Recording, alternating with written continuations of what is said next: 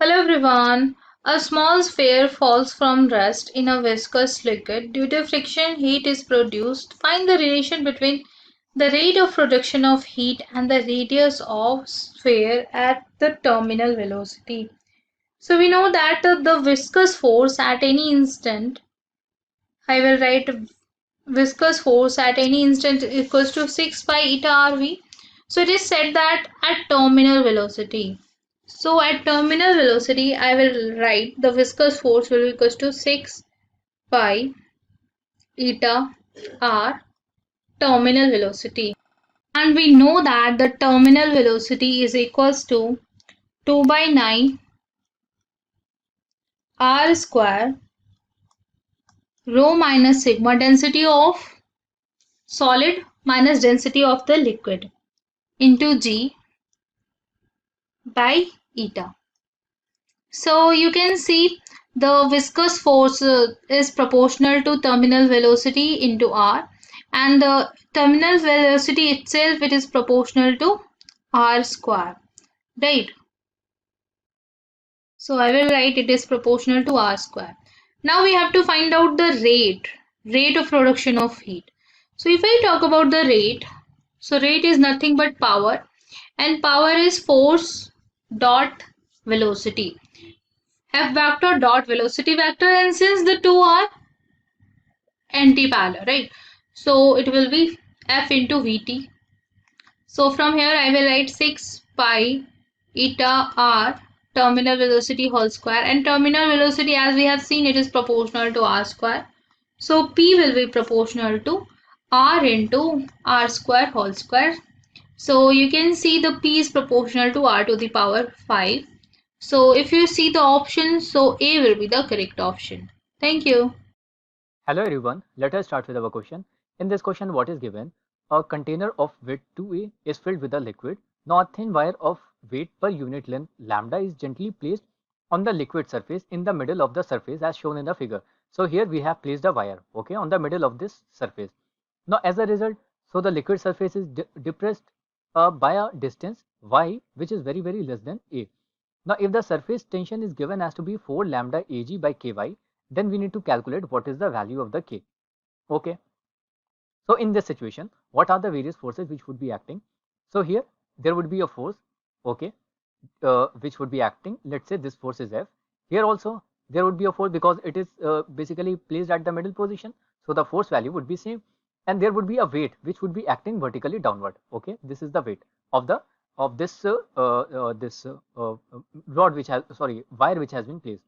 So if we draw the forces, so one force is like this, okay, another force is like this, okay, and the force due to weight is like this, okay.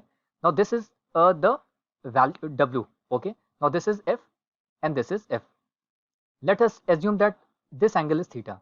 So if this angle is theta, here would be F cos theta, here would be F cos theta, so both will be cancelled, and here it would be F sin theta and then F sin theta. So that means 2F sin of theta. That means 2F sin theta would be equals to this 2F sin theta would be equals to the weight. Okay, it would be balancing the weight. Now in terms of the surface tension, how can we write this force? In terms of surface tension, we know that F is equals to S into surface tension times the length. Why? Because surface tension is force per unit length multiplied by L. So if we place this into this equation, then it would be 2S into L. Then what would be the value of the sine theta? So we have seen that this is our theta. So if we see our figure, so this would be our theta, this would be our theta. So that means what would be the value of the sine theta? It would be equals to perpendicular divided by hypotenuse. So what is the perpendicular? It is y. So we put y divided by what would be the hypotenuse? It would be y square plus a square in the square root. This would be equals to weight. What would be the weight? Weight would be lambda, okay, lambda, but it is weight per unit length. So multiplied by length, then multiplied by g, because this is mass and this is weight. Okay. Now we can see here it is given that y is very less than a. So if y is very less than a, then y square would be very less than a square. So we can say that it is just equals to 2SL into y divided by a, because this we can neglect. So it is equals to lambda L by g. So from here our surface tension would turn out to be what? Lambda Ag lambda Ag divided by 2y. Now this surface tension is given as to be equals to 4 times lambda Ag divided by ky. Now if we compare this two equations, so rest of the thing would be cancelled. Here just it would be left with 1 by 2 would be equals to 4 by k. So from this expression we can say that our k is equals to 8. So this is our final answer for k. This is what we need to find. So hope you have understood the solution. Thank you. इस question में एक कैपलर, एक soap bubble है, ये एक soap bubble है, वो दूसरा एंड कैपलरी से कनेक्टेड है, उसका लेंथ है L. सो इसका प्रेशर अगर कनेक्ट हुआ तो इससे बाहर प्रेशर जाएगा, माने वॉल्यूम कम होगा इसका. सो अगर वॉल्यूम रिड्यूस कर रहा है तो फाइनल जो रेडियस हो गया R, तो हमें ये R फाइंड करना है in the equation of time, माने in the function of time हमें R फाइंड करना है. हमको दिया है according to Poiseuille's equation Q माने rate of change of flow. अगर rate of change of flow 4a delta P by 8 ये नीटा है, नीटा माने विस्कोसिटी इंटू L. सो अगर ये a हुआ तो हमें ये फाइंड करना है. हमको क्या पता है 4/3 पाई R क्यूब, माने जो रेडियस होता है 4/3 पाई R नॉट क्यूब, माने R minus R cube into dr. ये जो होता है change in flow, change in volume flow, माने dv by dt into t. So ये होता है q into T. q into D T होता है ये वॉल्यूम, क्योंकि हमको पता है q is equal to D V by D T. So अगर ये t इस तरफ लिया तो q into D T is equal to D V, ये होता है. अगर इसको इंटीग्रेट किया तो हमको आएगा integral initially R nought, final R हुआ 4/3 pi R cube dr is equal to, ये क्या होता है अगर इधर से चेंज इन वॉल्यूम होता है 4 पाई R क्यूब, माने R पावर 4 बाई 4 होता है ना, इंटीग्रेट किया तो R power 4 by 4 minus R nought power 4 minus R whole power 4 is equal to Q into T. माने Q क्या होता है, ये इक्वेशन दिया है उसको सब्स्टिट्यूट किया तो pi a del P by 8 eta L. So अगर ये पाई कैंसिल किया तो pi pi cancel. Delta P क्या होता है, डेल्टा P माने T बाई R दिया है, ये सोप बबल है. So 4T by R that implies R nought power 4 minus R power 4 is equal to a power 4 into T by 8 eta L. So अगर इसको उस तरफ लिया तो R power 4 minus R nought power 4 that implies R nought power 4 minus a power 4 into T by 8 eta L is equal to R power 4 होगा. सो इधर से into time, क्योंकि इसका इंटीग्रेशन जो है dv q into D T होता है. So time that implies ये होगा R nought power 4 minus a power 4 t small t by 8 eta L whole power 1/4 is equal to R. So R is equal to, अगर R nought common लिया तो R nought into 1 minus a power 4 t small t by 8 eta L R nought power 4 into 1/4. ये होगा हमारा answer. Thank you. Question में क्या बोल रहे हैं, एक लिक्विड है जिसका डेंसिटी है 900 किलोग्राम पर मीटर क्यूब। वो हम लोग क्या किया है कि एक सिलिंड्रिकल टैंक में भरा है जिसका अपर रेडियस है 0.9 मीटर एंड जिसका लोअर रेडियस है 0.3 मीटर। ये देखिए, ये है हम लोग का सिलिंड्रिकल टैंक, अपर रेडियस 0.9 मीटर है, लोअर रेडियस 0.3 मीटर है। ओके, अभी रेडियस 0.002 मीटर होने वाला एक क्या है, 0.002 मीटर होने वाला क्या है, एक कैपिलरी ट्यूब हम लोग कनेक्ट किया है नीचे। ओके, हम लोग क्या किया, टॉप ऑफ द टैंक में एक प्रेशर पी हम लोग अप्लाई किया। तब हम लोग देखा कि volume flow rate of the liquid is equal to 8 into 10⁻⁶ metre cube per second है। ओके, कैपिलरी ट्यूब अगर हम लोग डिटैच करते हैं तब हम लोग देख रहे हैं कि liquid comes out of the tank with a velocity 10 metre पर सेकेंड वेलोसिटी में आ रहे। अगर हम लोग कैपिलरी ट्यूब को डिटैच करते हैं, हम लोग को पूछ रहे हैं कि कोएफिशिएंट ऑफ विस्कोसिटी कितना होगा, ये है क्वेश्चन। तो हम लोग क्या करते हैं, हम लोग अप्लाई करते हैं इधर एक पॉइंट हम लोग लेते हैं ए, इधर एक पॉइंट हम लोग लेते हैं ए, एंड किधर एक पॉइंट लेते हैं हम लोग बी, इधर एक पॉइंट लेते हैं हम लोग बी। ओके, इधर का पॉइंट है ए एंड इधर का पॉइंट है B. Okay, we know that applying Bernoulli's theorem, let's apply Bernoulli's theorem at A and B. Okay, applying Bernoulli's theorem at A and B, we will get pressure at A plus half into rho into VA square plus rho G into H into A is equal to pressure at B plus half into rho into VB square plus rho G HB, है ना। रो जी H B हम लोग को मिल जाएगा।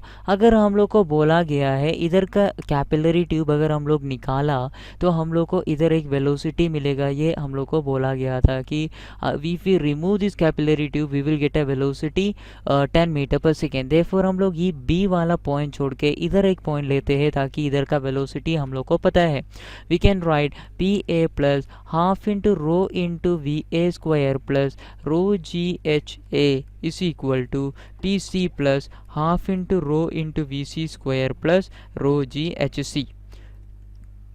अगर हम लोग देख रहे हैं प्रेशर एट ए क्या है, pressure at A is equal to atmospheric pressure है प्लस हम लोग एक प्रेशर अप्लाई कर रहे हैं P, प्लस क्या हो जाएगा, प्लस P0 प्लस P है उधर का pressure. Okay, P0 plus P है उधर का प्रेशर। और हम लोग अगर देखेंगे नीचे का प्रेशर कितना है, PB, pressure at C is equal to atmospheric pressure P0। अभी हम लोग एज्यूम करते हैं कि यह कैपिलरी ट्यूब का हम लोग निकाल दिया, ठीक है। PC is equal to P0 हो जाएगा। Okay, therefore we can write P0 plus P plus half into rho into we A square plus rho into g into h. Okay, इतना हाइट ऊपर है, ये rho into g into h height ऊपर है। It is equal to pressure at C is equal to P0 plus half into rho into v C square plus rho ji h C equal to 0। Therefore हम लोग को बोल सकते हैं कि वो टर्म क्या है, कैंसिल है।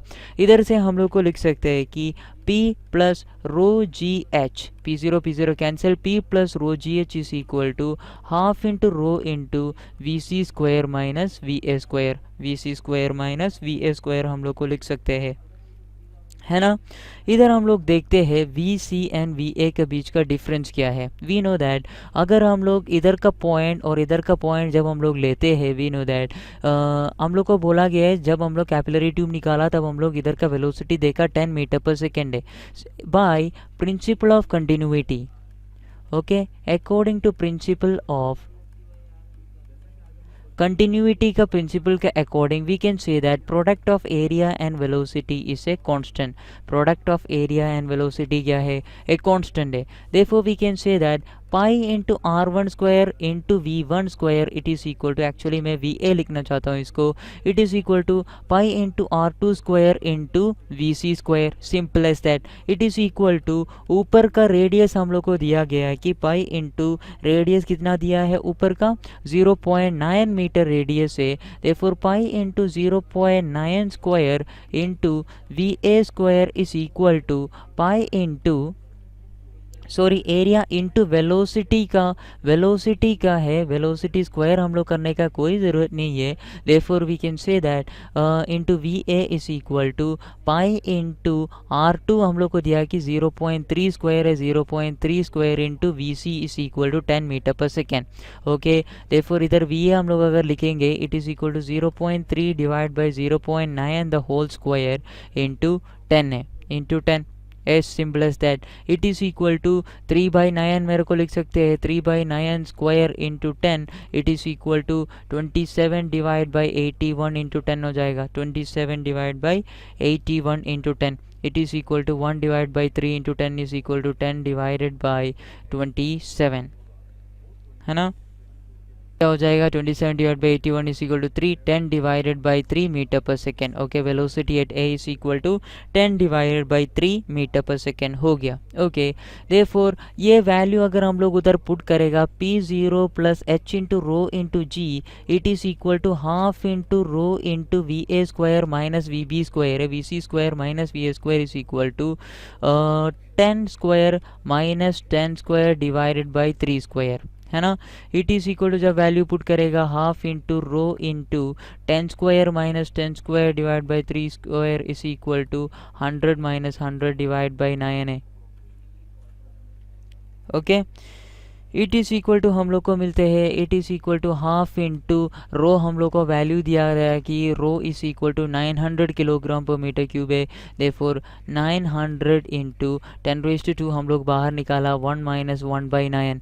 okay, it is equal to 1/2 into 900 into 10⁻² into 9 minus 1 is equal to 8 divided by 9, है ना।